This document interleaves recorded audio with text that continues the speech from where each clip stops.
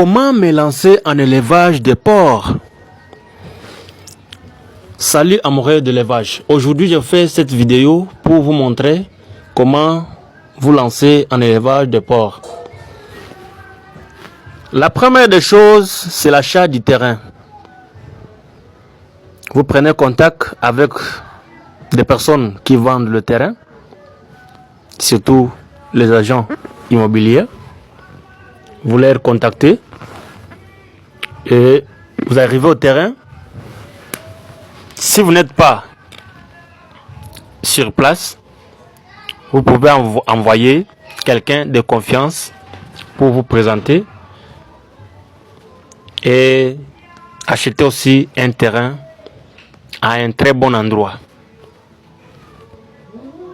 Contactez vraiment des personnes de confiance et des gens qui peuvent bien vous aider à choisir un très bon terrain et dans un bon milieu. Souvent, en élevage de porcs, on nous conseille de ne pas acheter une parcelle près des habitations des personnes pour ne pas étouffer les gens, parce que vous savez que les porcs, quand ils font le caca, leur saleté, ça dégage une forte odeur nauséabonde. Alors, il ne faut pas acheter une parcelle là où il y a déjà trop d'habitations pour les humains. Sinon, vous allez commencer toujours à créer des problèmes avec les voisins. Ils vont commencer à mettre des problèmes, de bruit. Alors, pour s'échapper de toutes ces situations-là, allez dans des milliers ruraux.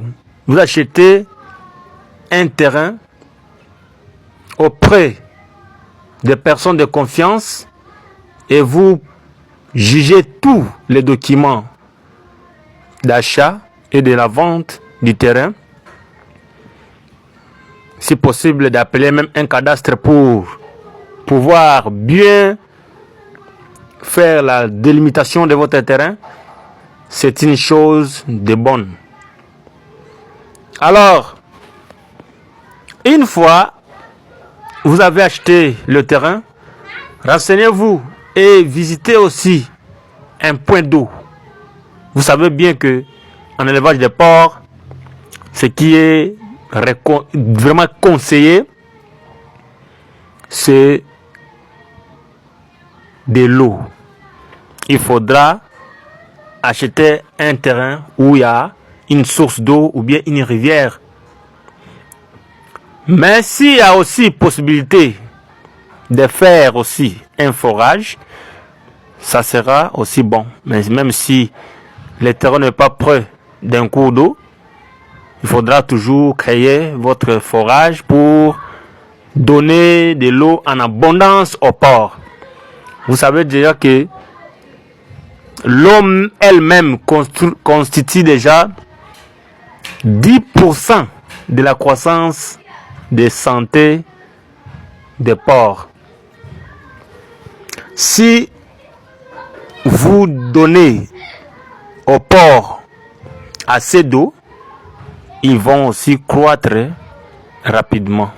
Et quand aussi les porcs sont aussi bien nourris et ils sont bien abreuvés, bien traités, ils vont croître rapidement. Nous avons acheté notre terrain. Et là, vous savez que au village, surtout dans des chefs, si vous achetez les terrains auprès des chefs coutumiers, il y a toujours des petites cérémonies qu'ils doivent faire parce que les terrains ne leur appartiennent plus. Maintenant là, nous avons choisi le terrain, on fait la mesurage, Et voilà, nous avons tout terminé. On voulait maintenant commencer avec la construction. Nous voulons déjà commencer avec la construction, mais on nous fait d'abord donner les vins de palme, comme d'habitude, c'est la coutume. Il faut respecter aussi votre coutume. Donc, c'est la coutume qui nous exige de faire ça. C'est toujours comme ça. Ceux qui savent, ceux qui n'ont pas déjà passé à ces étapes, donc bravo à vous et ne manquez pas à nous encourager. Donc, VT Olvador à côté, il est là. Donc, le messier, c'est lui qui choisit le terrain, qui connaît bien comment acheter les terrains, dans quel endroit, quel type de terrain acheter. C'est toujours VT Olvador. Si vous avez aussi des problèmes, si vous voulez vous lancer en élevage des porcs, contactez-nous. Nous sommes là, toujours disponibles. Des cérémonies de lancement, dans l'inauguration, quoi. On voulait faire quand même l'inauguration des ventes, quoi. Leur cérémonie, donc c'est la coutume. Donc il faudra respecter les droits dont nos ancêtres ont laissé. Quand vous avez acheté, vous avez tout fini, vous allez maintenant procéder. Ne vous lancez pas directement à la construction de la porcherie. Faites d'abord un hangar. Cet hangar va vous permettre de stocker tous les matériels du travail que vous allez commencer à faire. Et ça va aussi permettre de faire loger les gardiens. Si vous commencez directement avec la construction de la porcherie, je ne sais pas, vous allez mettre le matériel où? Surtout d'autres matériels comme des tôles, les machettes, le matériel de la construction, les marteaux, les scies et autres. Où est-ce que vous allez cacher ça? Donc, raison pour laquelle il faudra d'abord commencer avec un petit, ça c'est notre papa, il s'appelle pas Claude, je l'aime beaucoup. Il est vraiment très accueillant, ce papa ici. Très accueillant, donc, papa Claude, il est, voilà, l'hangar est terminé. D'abord terminé avec l'hangar.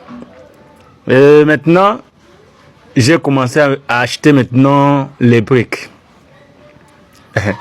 J'ai commencé avec les briques parce qu'il faudra d'abord, si vous voulez lancer votre élevage que vous voulez construire la porcherie rapidement, il faut pas fabriquer vous-même les briques. Il faut acheter les briques. Il y a des compagnies qui vendent les briques. Moi-même, je connais ces compagnies-là.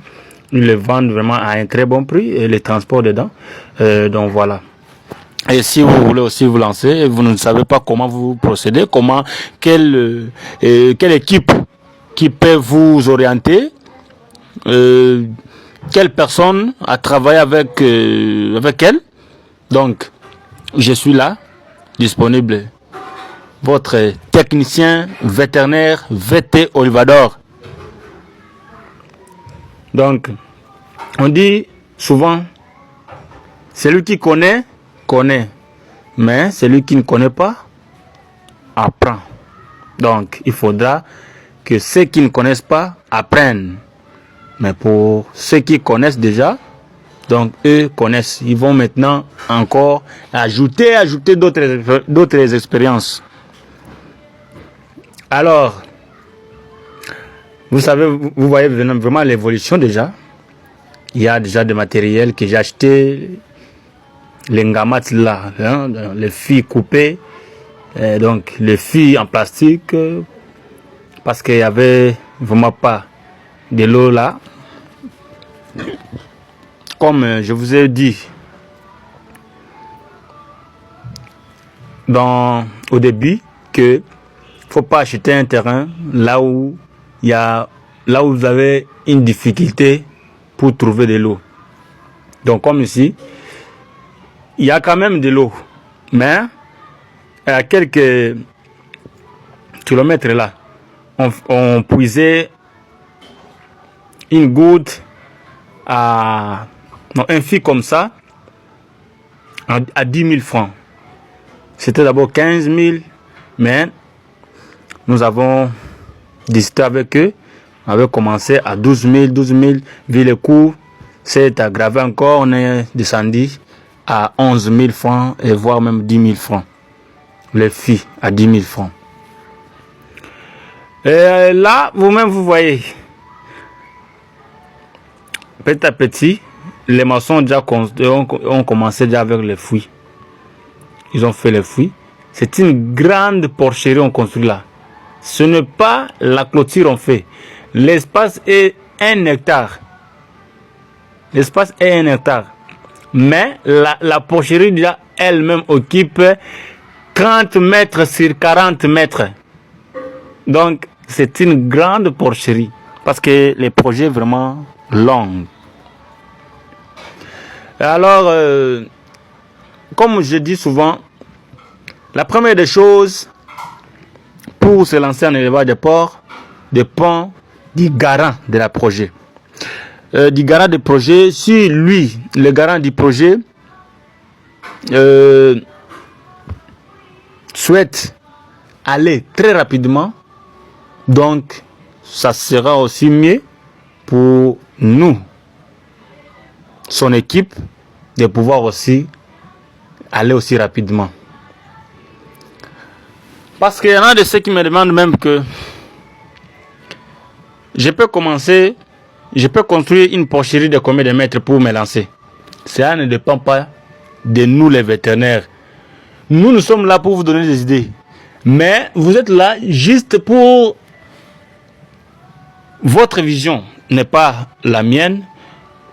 Donc nous sommes là pour vous aider à votre vision. Non, je voulais me lancer, je voulais commencer avec 20 bêtes, 30 bêtes, 50 bêtes. Je peux construire une porcherie de combien de mètres? À ce moment-là, nous maintenant, nous allons vous donner des idées pour commencer, pour vous lancer. Parce que quand vous commencez déjà avec 50 bêtes, donc là, il ne faut pas construire une porcherie de 20 loges. Vous commencez avec 50 bêtes et vous construisez une porcherie de 20 loges. Là, vous ne faites rien. Il faut construire déjà une porcherie là, au-delà des 100 loges, avec 50 bêtes que vous avez commencé. Parce que dans une année, vous chercherez des endroits à mettre des porcs. Vous allez commencer à vendre des bêtes parce qu'il n'y a pas l'espace. Parce que les porcs, si elles sont bien nourries, de bonnes races, donc je peux mettre minimum donc 10 porcelets. Je peux faire le calcul de 10. Pas au-delà, pas moins, 10 par portée. Si vous avez 10 femelles, une femelle donne déjà 10 petits, 10 petits, 10 petits, 10 petits. Une autre 10 petits, une autre 10 petits, une autre 10 petits.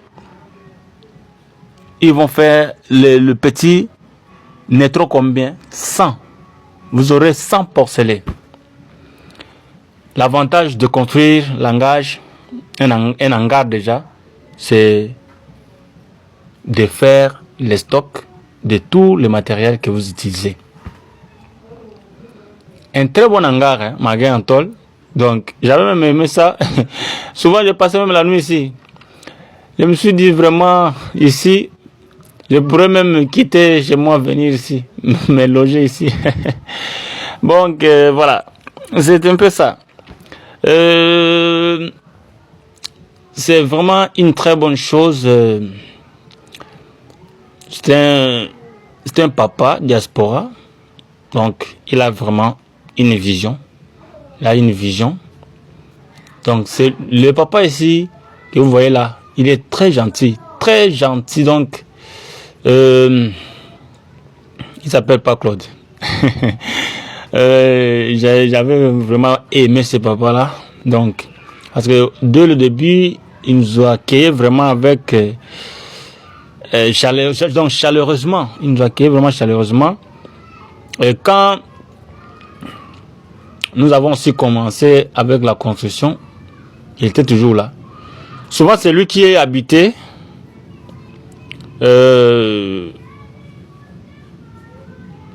sur terrain.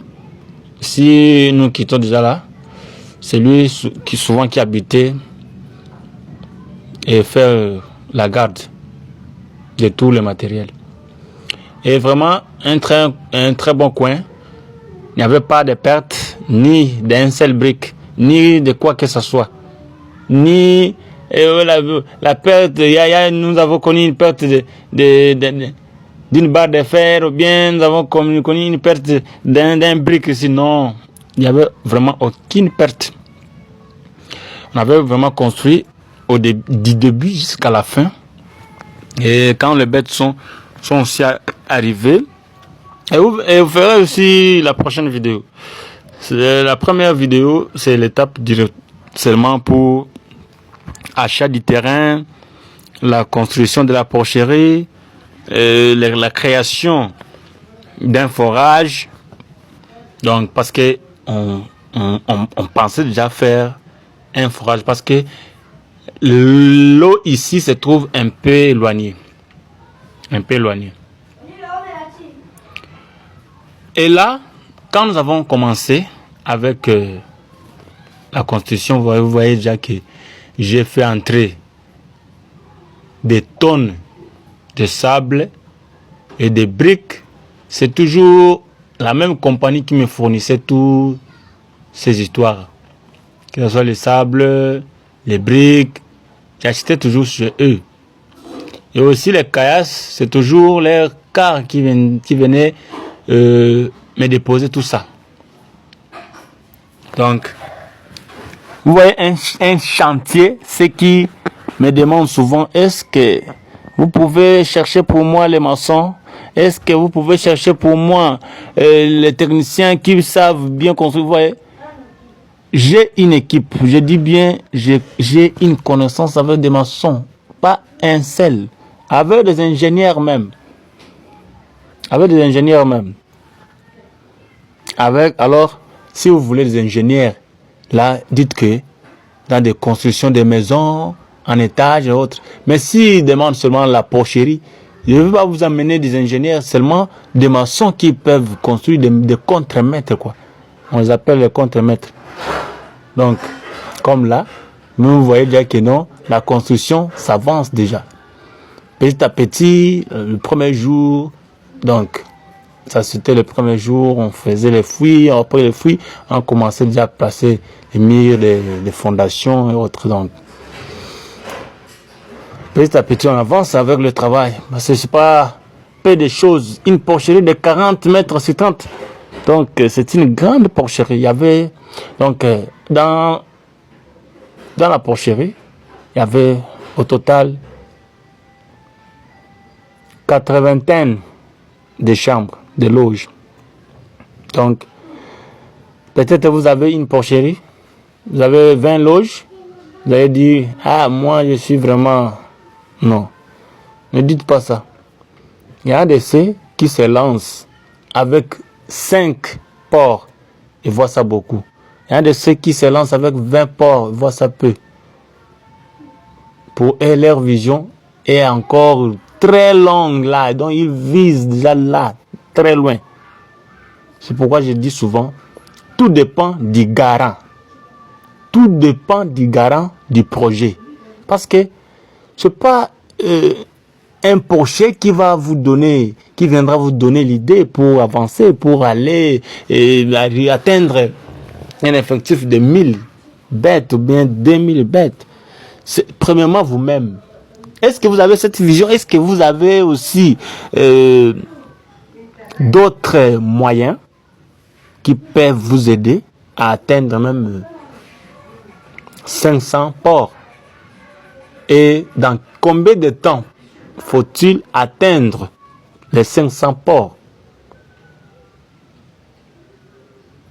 Vous voyez vous-même, le terrain n'est pas en pente. Il y a vraiment un espace.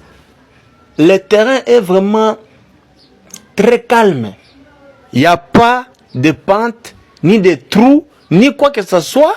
C'est pourquoi je vous dis souvent, il faudra acheter le terrain à un très bon endroit. N'allez pas acheter des terrains dans des montagnes. Je vais construire une porcherie ici, en montagne comme ça. Vous construisez une porcherie un peu. Vous allez appeler les vétérinaires. Voilà comment est-ce que c'est bon? Je peux me lancer tout ça. Voilà. Donc, pour ne pas nous faire troubler aussi les têtes, donc allez directement acheter des terrains à un très bon endroit. Si vous ne savez pas comment acheter, et vous savez, celui qui vend quelque chose peut vous dire de n'importe comment et peut vous surprendre à beaucoup des idées, mais c'est vous qui êtes l'auteur, le maître. Donc que les gens ne viennent pas vous forcer. Achetez, c'est bon. Non, non, c'est ça. Donc, alors avant d'abord d'aller acheter, il faudra aussi demander à Dieu qui vous donne aussi une meilleure opportunité, quoi. Faut pas aller vous lancer toujours comme ça sans toutefois vous demander, sans demander aussi à Dieu de vous donner aussi l'aide. Vous voyez, même si vous voulez aussi travailler avec quelqu'un, avec un vétérinaire, demandez aussi à Dieu qui vous donne aussi un bon vétérinaire, quoi, qui peut aussi vous aider, qui connaît aussi de quoi il fait dans le terrain, dans la porcherie, et qui est un technicien qui va aussi commencer à bien diriger l'équipe. Et si vous n'avez pas aussi un gestionnaire, nous sommes là. Un gestionnaire qui peut s'occuper de votre ferme. Vous êtes là, en étranger, vous voulez lancer votre porcherie ici au Congo. Mais vous ne savez pas. Comment est-ce que vous allez vous lancer? Donc, des idées sont nombreuses. Mais je ne peux pas tout parler ici parce qu'il y a d'autres idées qui m'échappent là. Je ne le dirai pas ici parce que ici, j'ai fait une vidéo pour vous montrer des étapes à suivre. Des étapes. J'ai dit d'abord la première étape était achat du terrain. Vous achetez le terrain et quand vous arrivez maintenant au cerclage, vous faites le cerclage du terrain. Là, vous allez commencer avec la construction. Et tout, vous commencez à acheter maintenant le matériel.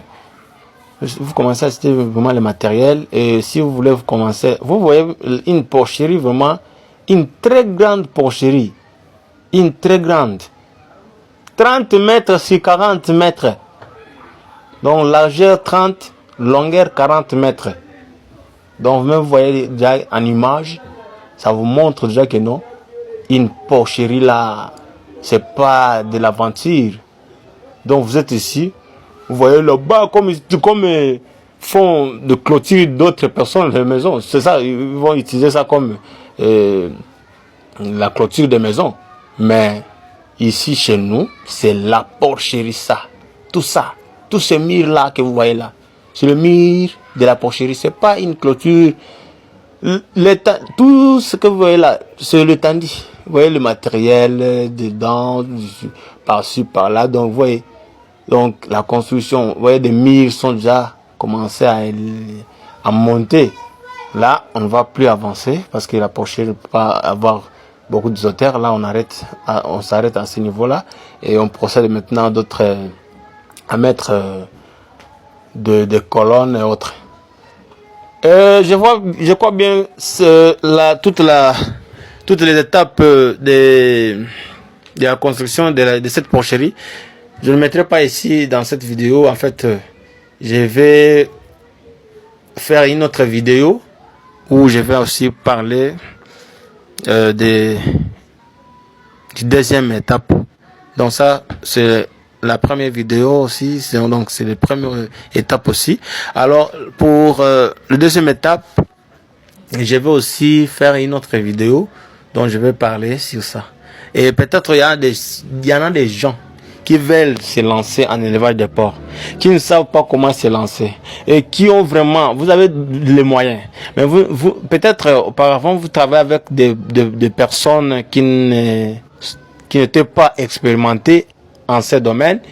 C'est le grand moment quand vous voyez déjà les expériences déjà des choses pareilles qui vous excitent déjà, qui vous disent, qui vous montrent déjà, qui vous fait des lectures déjà que non, la personne ici, quand même, connaît ce qu'il dit et connaît ce qu'il fait.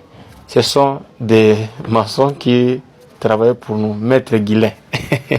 Je le connais encore, Maître Guilin. Ok. Voilà. Si vous êtes les premiers à regarder cette vidéo, et si vous n'êtes pas encore abonné dans cette chaîne, dans ma chaîne YouTube Élevage Porcin Congo-Kinshasa, je vous invite de vous abonner dans ma chaîne, et aussi abonnez-vous aussi dans mon compte TikTok Élevage Porcin Congo-Kinshasa. Si vous allez sur TikTok, vous tapez Élevage Porcin Congo-Kinshasa. Sur YouTube Élevage Porcin Congo-Kinshasa, vous vous abonnez, abonnez-vous. Et voilà, on commençait déjà à faire de trucs là pour créer les forages. Parce que dans un terrain comme ça, il ne faut pas faire comme ça. Nous allons commencer avec le travail du forage. On a commencé avec le travail du forage parce que les bêtes comme les porcs aiment vraiment beaucoup boire et beaucoup se laver. Donc, pour tous ceux qui veulent se lancer en élevage des porcs, contactez VT Olvador. Je me suis arrêté là. À bientôt pour la nouvelle vidéo. Bye bye, élevage porcin au Congo-Kinshasa, VT Olvador.